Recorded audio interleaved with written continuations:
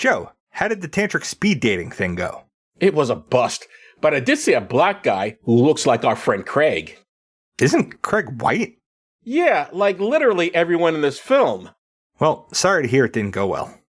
Thanks, I really don't know what to try next. Have you tried just, lying to women? What are you talking about? You know, like in this movie. Make up a tragic backstory, sell it hard to win their sympathies, then get them to teach you how to surf. That would work. But I can't swim.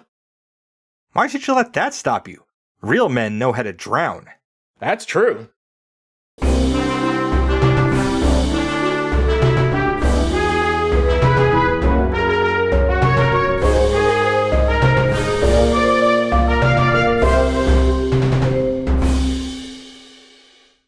Well, does this still work? The podcast looks at movies and asks, does this still work? I'm Joe Dixon. And I'm George Romaka. Today we're discussing Point Break from 1991 and some historical context. First, podcasty stuff. We're excited to announce that we've joined the Creator Accountability Network. CAN is a nonprofit dedicated to reducing harassment and abuse through ethical education and a system of restorative accountability. We joined because we care about the safety and well-being of our community members. If you feel our behavior or content has harmed someone, please report it to CAN, either via the reporting form on their website, creatoraccountabilitynetwork.org, or via their hotline at 617-249-4255. They'll help us make it right and avoid repeating that mistake in the future. CAN also needs volunteers from our communities to help with their work, so if you have skills you think would be helpful, or time and a desire to help, please visit their website to find out how you can volunteer. Most importantly, get the word out to other creators who you think would be interested in getting credentialed. Help us build safer communities together. You can reach us at dtswpod@gmail.com, on Facebook, Letterboxd, and on our YouTube channel. Joe is on Blue Sky at joedixon.bsky.social. Please tell your friends about us, even the ones that can't retrieve bricks from the bottom of swimming pools blindfolded, and leave 5-star ratings everywhere. You can pick what we watch and get extra per episode content by funding us on Patreon for as little as $1 a month at patreon.com/dtswpod. Before we get into the show, George, you never had to do an experiment like that. You never did any sort of, did you do anything with a pool when you were in the Navy? Did they have... Yeah. I had to show that I knew how to swim. But nothing beyond that. You didn't have to bring up bricks or anything crazy. No, because they make sure you can swim in the Navy because you're going to be on a ship. Sure. And it might sink, and you might have to swim. Mm-hmm. Makes sense. They don't care about swimming to the bottom of a pool and retrieving a brick. That's weird. Anyway, now, George, take us back to 1991. Okay. And this is the way it was. This is a film about bank robberies and surfing. So let's look at what was going on with those in 1991. All of our headlines this episode come from the Los Angeles Times of Los Angeles, California. Joe, fire away. Soaring bank holdup rate may set record. The film mentions that California is the bank robbery capital of the world, and I don't know about nowadays, but that was absolutely the case in 1991. Southern California could claim 1,667 bank robberies in 1990. 25% of what the entire United States endured that year. And prior to the late 70s, the bank robbery capital of the world was New York. Oh, like Dog Day Afternoon. Yep. The robberies were becoming increasingly violent. In 1990, 12 people died in such crimes, only half of whom were robbers. Even the ones who were not injured were treated more roughly than in the past. A local area health consultant had a quintuple uptake in their post-robbery counseling program in the last quarter of 1990 alone. Wow. 1 in 5 robberies were of the takeover type, as we see in this film, where the robbers force everyone in the bank to the ground. The rest are more subdued, with just verbal threats and note passing. The average take per holdup was $2,800, and the average bank robber would last 4 months before getting caught. Wow, those aren't good prices at all. The lousy $2,800? Nope. And you're only free for 4 months? That doesn't sound right. Yep. Drug habits are the motivation for a lot of them, and the recidivism rate for bank robbers is super fucking high. Wow. I'll end with a quote from the article. "It's becoming easier to rob banks because banks are into public relations these days," said Lawrence G. Lawler, special agent in charge of the FBI's Los Angeles Bureau. Were you emphasizing the law there? What a name for a guy in the FBI, right? Perfect. I wonder if he made his wife call him Law. Okay, I don't know what. That would be a question, but all right. He continued to say they want their customers to feel warm and friendly. They provide ample parking right near the bank entrance. Everything banks do to attract customers attracts the bank robbers as well. What an odd criticism. They're too friendly and they provide parking, therefore they're getting robbed. What? Is he blaming them? Should they be rude to people and make it impossible to park there? Is that a better idea? What an odd criticism. Well, we discussed this on the show before about bank robberies, that for some reason it was Los Angeles was number one. And I still couldn't understand it because why? I mean, I know it's a car culture out there and it still is after all these years, although probably not as much as it was in the 90s, but still. I always thought it'd be places like Vegas or more transient type. Well, I guess Florida. I guess LA is somewhat transient. A lot of people are just coming in and out because they're trying to make it as actors or whatever, and they don't make it. Yeah, but those aren't the ones robbing the banks. The ones robbing the banks are locals. I guess. Well, I'm just imagining you're just desperate for money. Yeah. When you go to LA, but when you come to New York as well, when you go anyway, I guess it's possible. But I don't know. I just never understood why LA. And by the way, there are also friendly bankers in other states. Anyway. Well, with the heavy stuff out of the way, Joe, give us our next kind of annoying headline. If you ever wonder who names the bandits, meet. Then there's an ellipsis. The meet in that headline does nothing for it. It could have just been if you ever wondered who names the bandits, ellipsis, because the article starts with meet the LAX bandit, then introduces the Groucho Marx bandit, and then the postgraduate bandit, before finally introducing the guy, singular apparently, whose job, at least in part, is to give names to these robbers. Oh, the robbers don't name themselves, like in this movie. Well, not on purpose. The man is, or was, I have no idea, FBI agent Bull Redder. Oh, they really got the names out on this. Right? This episode. Someone's named Bull, someone's named Law, that was in the law. Wow. He and other agents say that it's easier to remember a name like the Don Johnson Bandit than a better-than-average looking white male wearing baggy pastel suits. It also rolls off the tongue better and is easier to remember than a case number, too. Okay. Some get their monikers from their looks, like celebrity look-alike the Tina Turner Bandit. Huh? Others from things they say, like the pervert who told the teller he robbed that he was in an adult bookstore just prior. The aforementioned postgraduate bandit wrote terribly spelled notes, like, "This is a rabry," spelled R-A-B-B-R-Y. Wow. You probably don't, but there is an old Woody Allen joke from the movie Take the Money and Run, when the guy goes in to rob a bank, and they can't figure out his note. They can't read it because his handwriting is so bad. And they start arguing over what it is. Is he actually there to rob them, or he just giving them some other note for something? Is it, he has a gub? What's a gub? No, it's the punchline there should be, it's a doctor who lost his job and now he's robbing banks. Well, why else wouldn't you be able to read their handwriting? I get it. Yes. Well, go back to the 1970s and rewrite the movie. What can I tell you? Well, now let's talk about surfing. So, Joe, give us our last headline. Sure. Surfing Shrine. A museum is being planned to bring pride and recognition to the awesome wave rider subculture. The internet was just getting its feet wet, so to speak, in 1991. By then, surfing had been known to non-Hawaiians for the better part of a century, but few had an inkling of where it came from. While bodyboarding had been around since about the year 400 in Polynesia, it came to the US when, in 1885, 3 Hawaiian princes took a day off from their schooling in San Mateo and brought their boards down to Santa Cruz. In 1916, Olympic swimmer and actor Duke Kahanamoku put on a surfing expedition in San Diego. and the rest is history. By history, I mean people doing it, buying surfing merch, and competing in competitions. A sampling of surfer types at the beach netted a lot of interest in the still being planned Surfing Hall of Fame and Museum. They didn't know the history, but they did want to learn it. I wonder if they mentioned the Nazi part of surfing. For some reason, a lot of, I think this is after World War II, it involved a lot of not literal Nazis in the sense they were in the German Surf military. Nazis. The term surf Nazis was a thing. Yes, that was a thing, yes. Definitely guys were into Nazism and like to also surf. I don't know what the combination was there, but that's what it was.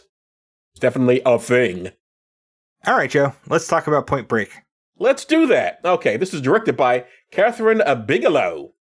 And I've seen her work in The Hurt Locker. This is written by W. Peter Liff.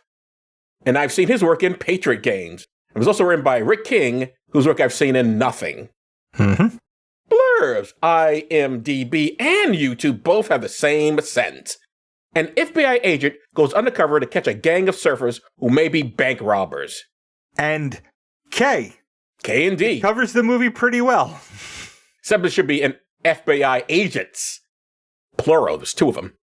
Yeah, but only one of them goes undercover. Oh, that's true. And the other one isn't undercover, he's just following them. Okay, Then maybe that is correct. I'm surprised whoever put up the YouTube one was so succinct. Doesn't even tell us who's in the movie, for God's sake. I thought that was a thing with YouTube. And we've discussed this. That it's just YouTube is generally, the blurbs are whatever was on the back of the VHS because the studios uploaded them to YouTube. Well, anyway, we will get into the characters. One of them is Johnny Utah, and he's played by Keanu Reeves. And for the podcast, we've seen him in The Matrix, Constantine, and Bill and Ted's Excellent Adventure. And we've both seen him in Speed. And I've seen him in Even Cowgirls Get the Blues, My Own Private Idaho, and Bill and Ted's Bogus Journey. And I've seen him in The Devil's Advocate, Sweet November, The Matrix Reloaded, The Matrix Revolutions, and Always Be My Maybe. That's the one where it's uniquely him being a bad guy or playing a bad person. But he's playing himself. In Always Be My Maybe? Yeah. No, he is playing himself, and he is just an absolute sweetheart. In the movie? Really? Yeah. Oh, that's odd. I've never seen that. I was told that it was him playing a complete jerk. No, it's like he's kind of overplaying his, like, he is a image. He's a good guy. Like he's nobody's trying to cancel Keanu because he hasn't done anything to get canceled. Right. So we know he's at least that good, but he's like over the top good in the movie. Okay, cool. I gotta check it out sometime. Bondi is played by Patrick Swayze. For the podcast, we've seen his work in Dirty Dancing, Ghost, Tu Wong Fu, Thanks for Everything, Julie Newmar, and Donnie Darko.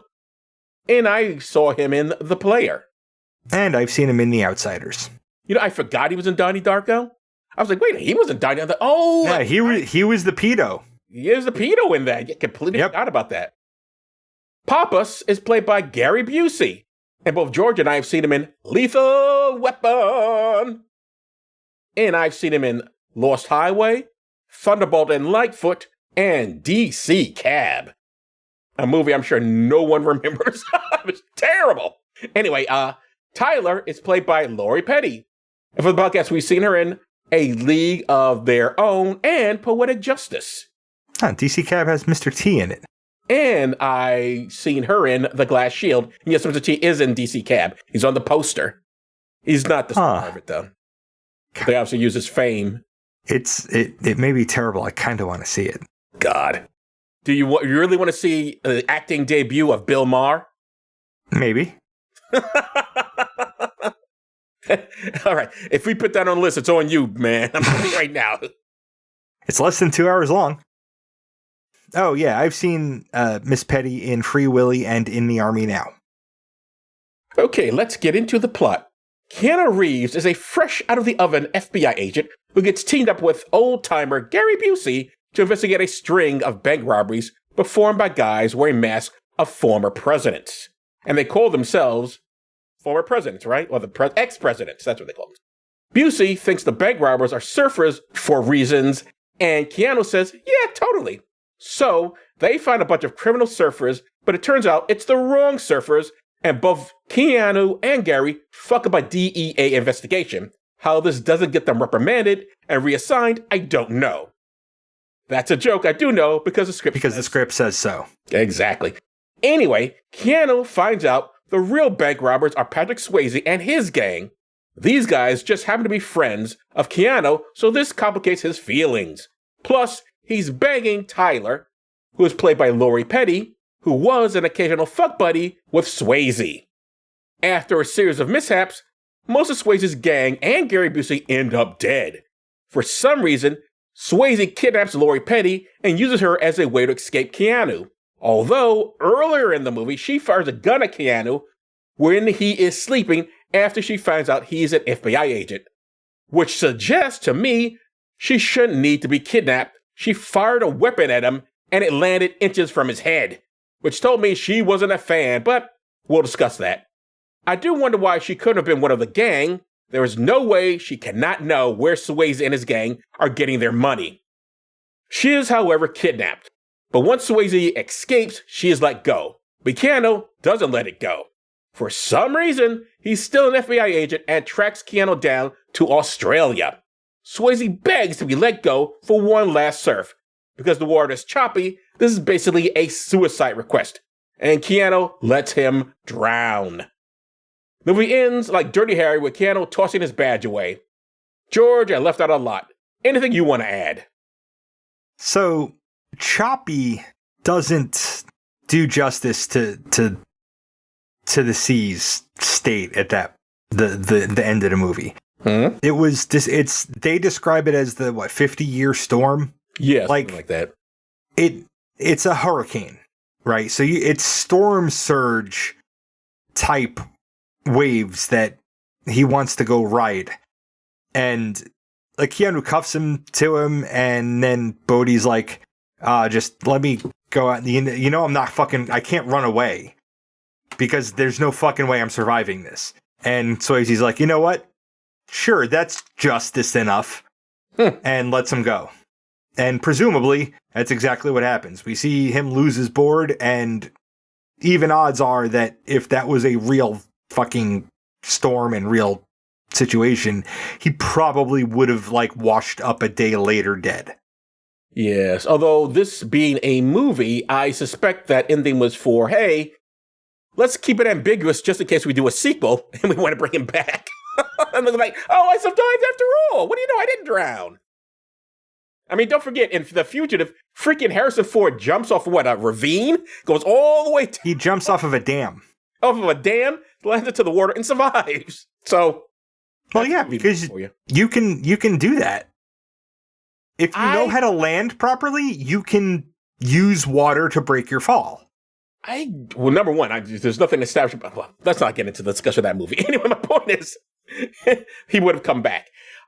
But he doesn't. There wasn't a sequel, so that's, that. And poor Patrick Swayze is now really dead in real life, so there'll definitely be no sequel with him in it. Let's get into the discussion, George. Patrick Swayze's character is supposed to be a very charismatic man who convinces people, including Keanu Reeves, to do some dumb shit. But does he come across that way? Because he didn't to me. I rolled eyes at every fucking word that came out of his mouth. Get in touch with the spirit of the water and the surfing. Fuck that. No, fuck. Giant. For audio listeners, I'm making a giant jerk-off hand motion right now. Fuck everything that his character said that Keanu's character bought into. And all the others, too, yeah. It was fucking stupid. Even if what he was saying made sense, it's nothing. I'm not knocking Swayze's performance. I think everyone gives what the script demands of them. Mm-hmm. I just think the script is kind of bad. No, I think the script is garbage, yeah. All right, Keanu Reeves and Gary Busey's FBI agents at various points in this film fail to have backup during arrests, miss a bank robbery because they're ordering lunch, drink booze at work, and don't notify other police agencies of the case they're working on, which leads to a shootout with the DEA. Reeves brings a criminal suspect to his actual apartment and sleeps with her. Is this not some of the worst law enforcement you've seen in a film? Yes. It is some of the worst law enforcement I've seen in a film. And the wild thing is, these are supposed to be the Gary Busey is bragging about he's been doing this for 22 years and how good a FBI agent he is. And he's just doing shit like, I'm pretty sure you're not supposed to bring booze into the office and start drinking while you're looking at files. And they're just like, go. This guy's looking at the surfing thing. Glug, glug, glug. Yeah, this is very good. Like, what the fuck? You know that extra clarity and, insight that booze gives you when you're trying to form connections between ideas, right? Oh, yeah, absolutely. If these idiots had actually brought him in the trial, I hope no one finds out that that's like about evidence. It's about drinking on the job, because lawyers can make real hay of that. Mm-hmm. And I used to love that at one point. And it's, again, the script is supposed to, these guys are supposed to be really good, and yet they do such stupid stuff. Literally, Keanu Reeves is ordering food, and Gary Busey is reading a paper while they're on a stakeout, and the criminals come into the bank while they're not looking. Number one, why do you not have other guys there? Well, no. To be fair, a stakeout is supposed to be whoever's in the fucking car, because if you have too many people around, other people notice. True, the idea is to stay hidden. So the problem with this scene is that Gary Busey wasn't taking it seriously. Or that character wasn't taking it seriously. He sends Keanu's character off to get lunch, and then he's not watching the fucking store. He wasn't doing his job right. That's why they missed it. But even so, they were planning on making sense because the character wasn't taking it seriously. We can't knock the thing for showing bad police work when it was written to be bad police work. But even so, the idea that these two guys are not just on a stakeout; they're planning to make a bust. You need backup. It's just the two of you. You know these guys, and you see the heavy artillery they have going into that banquet. You're going to arrest them yourselves? Yeah, that's what they tried to do. Insane. Am I crazy in thinking that the only reason the female character exists is to let viewers know these guys are straight? That Lori Petty's whole reason for existence is just to let everyone know these are heterosexuals. I don't think that's the reason. What do you think the reason she's there? Because they wanted a girl in the movie. Because otherwise it's a bunch of dudes, and you can't. That's not going to be fun. Like, you need a girl in the movie if you want guys to bring their girlfriend. Like, you need to appeal to something to both genders in order to sell 2 tickets to the thing. Otherwise, who's going to come see your movie? I guess. I don't know. I still think she's just there to be like, hey, don't worry. There's no gay shit here. Because honestly, what did she really do? She's used by Keanu Reeves to get into the gang, to find out who the gang is, and all that sort of stuff. She, for some reason, doesn't know what these guys do, which seems impossible for me to believe. She does not know these guys are bank robbers. She's not part of the gang, which is even more ridiculous. And then she's right on the periphery where the script needed her to be. Again, and the only reason they needed her on their periphery is because we need a girl here. Maybe you're right. Maybe also like demographics. We need to have women, because they show up. Fuck, weren't trying to get black people in there. They weren't trying to get black. They are not one black person. It's Los Angeles. There's no black people in Los Angeles. What are you talking? Of course not. Speaking of female representation in this movie, I thought it was going to turn out that she was faking being kidnapped and was in on it. Would that have made more sense, or am I projecting how I would have written her character? I think you're projecting how you would have written the character. I think it would have been a slightly more interesting movie if you wrote it that way. But they weren't going for interesting. They were going for, you can't shake the boat too much of people's expectations, otherwise they end up hating your movie. I do love the fact that just before the whole kidnapping thing, she takes a gun, a loaded gun, fires it at Keanu Reeves while he's lying in bed sleeping. The bullet hits a pillow, feathers go flying up. So it's inches from this man's head. Right. So she's pissed at him for lying to her, right? Which is a valid thing to get pissed at your boyfriend about. For sure. You lied to me about your origin story, you fucking asshole. But that doesn't remove her value to Keanu in order for Bodhi to see that and be like, I'm going to leverage that value. Sure, no. He doesn't have to like Keanu to get kidnapped and that be motivation for Keanu to play ball. Right. No, the thing I just found funny, and again, that if you hadn't had that scene, it would make more sense for her to be the damsel in distress, which is basically what that comes down to. as opposed to her being like, I'm really upset right now, and I nearly killed him. I nearly killed my boyfriend. Is she good at guns? Is she well versed? What if she punctured his ear or something? I mean, like, this is crazy. Yeah, this is like, don't pull a gun on somebody. That was bananas. That was really funny to me. So, in 1991, Keanu Reeves was primarily known for slacker roles like Bill and Ted's Excellent Adventure. Patrick Swayze was known for Ghost and Dirty Dancing. Do you know if this was their first action roles, and did you buy them in it? I do not know if this is their first action roles. I think it is. Certainly, it's probably Keanu Reeves' first action role. And people correct me for that, because I think Speed came after this. Yeah, I buy them in it? In so much that I bought anything in this film. Most of the problem is not the directing, so much as the script is so ridiculous. And they have Patrick Swayze saying the dumbest shit. We'll convince nobody to do a goddamn thing, but whatever. They're good in it, good enough. I have to say, in my experience, because I did not see it in real time when it came out, and so I'd always heard over the years it was a homoerotic story. It's not. I didn't get any of that from this picture. What I did find very curious, and not maybe curious, is a very interesting, and maybe it's because it was directed by a woman, is that I didn't get the sense that the film was, what's the word I'm looking for? Sexing up the characters. They're shirtless, but they're shirtless because they're at the beach, you know? It's not like... It's not gratuitous. It's not gratuitous. Yeah, it's not gratuitous. It's understandable why they're dressed like they're dressed. It's something like, oh, look at this body, isn't it hot? As opposed to in Top Gun, where it's clearly meant to go like, wow, do these guys not look good in the sunlight? They're beaming down, the glistening skin, the muscles pumping, like, Jesus Christ. So it's not homoerotic, although I still say... It's not homoerotic. Like, they have a kind of bromance going on. For sure. That's why I think Laura Petty's there, but it's just not, it's blatant. Yeah. So, do you think that this movie was to surfing and skydiving what Top Gun was to, like, the Navy? You know what? I do remember, and I never related it to this film, but I do remember skydiving being very, very big around this time, so I guess it did. I don't hear about skydiving as much as I did back then. I don't remember surfing so much. I do recall once setting up, trying to set up a date with this woman, and she had mentioned that she was in the skydive, and I go like, oh God, we're not going anywhere. I'll be waiting on the ground for you. I am not jumping out of a plane at any point in my life, my dear. You're not jumping out of a perfectly good plane. Perfectly good plane. It could be a perfectly bad plane. I'm not jumping out. I'm not a plane jumper. I mean, the fact that you're telling me when you were in the Navy, they had helicopters come over and picking you up, that would have freaked me out, because I'm not getting off a ship and then getting on a helicopter. Like, what the fuck? Well, I was on land, got on the helicopter, and the helicopter took me to the ship, and then I got off the helicopter. Right. I wasn't, like, dangling from the helicopter. No, I was know. Seated inside of it. I understand.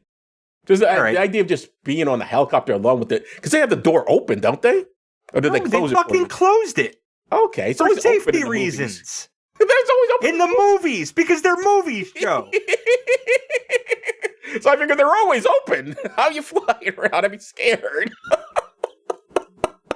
So this is yet another popular movie that, at the time it was in theaters, you didn't see it. Correct. The fuck was your problem?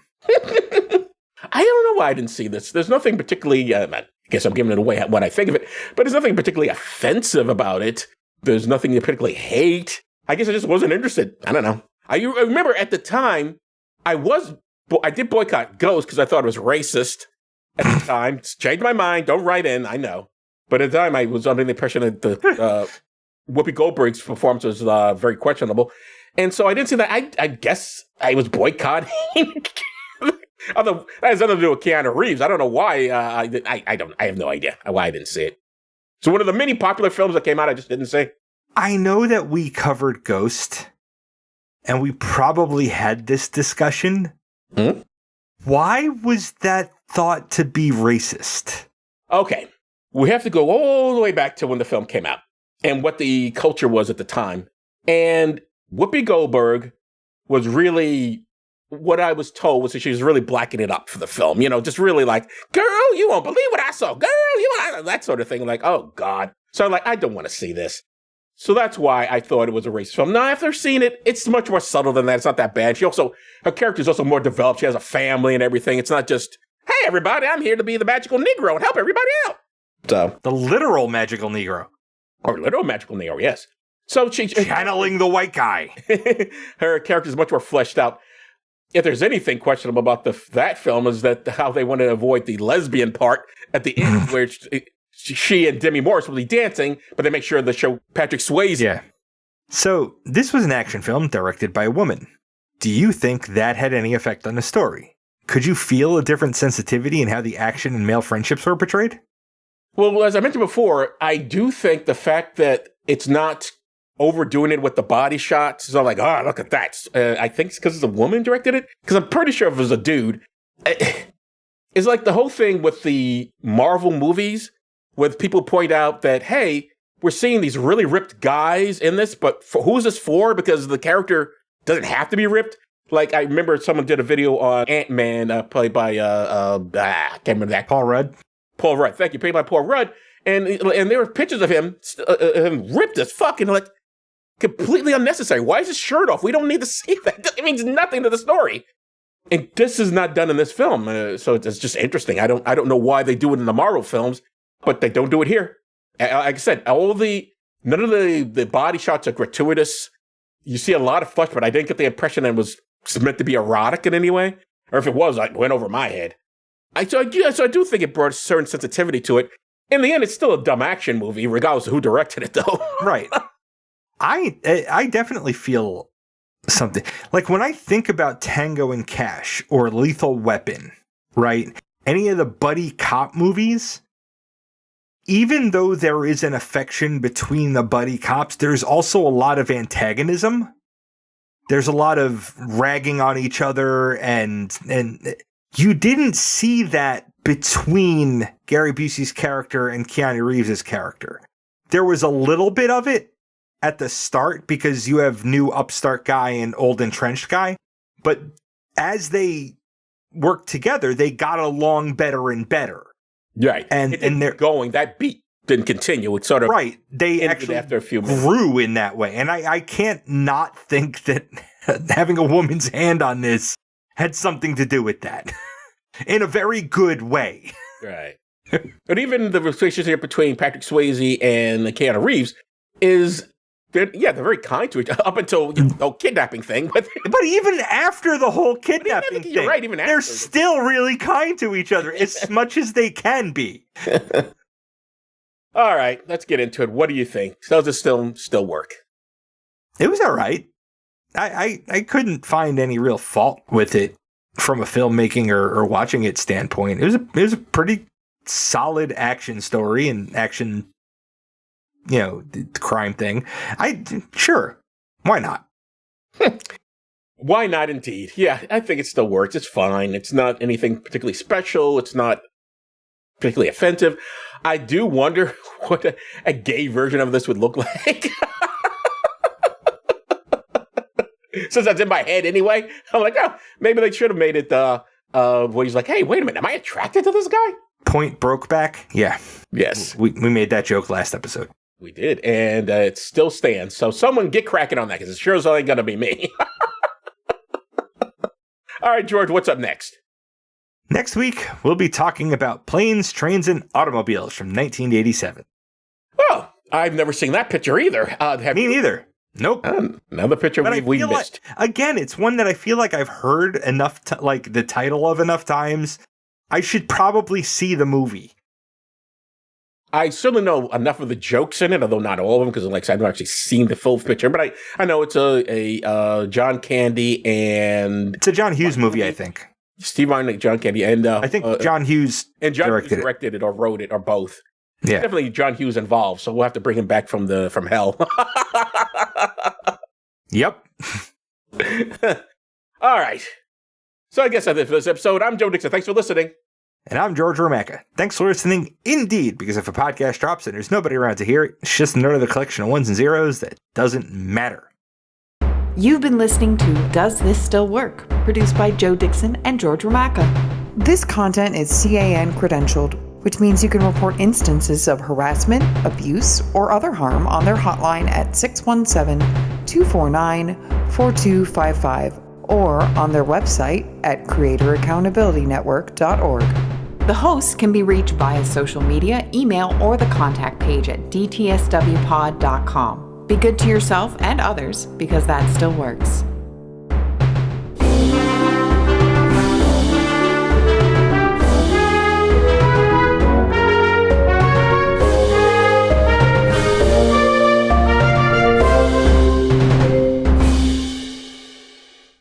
Pappas is played by Gary Busey. And for the do that again. Pappas is played by Gary Busey, and I've seen him in. Do that again, Joe. Pappas is played by Gary. Okay, Busey. so, Joe.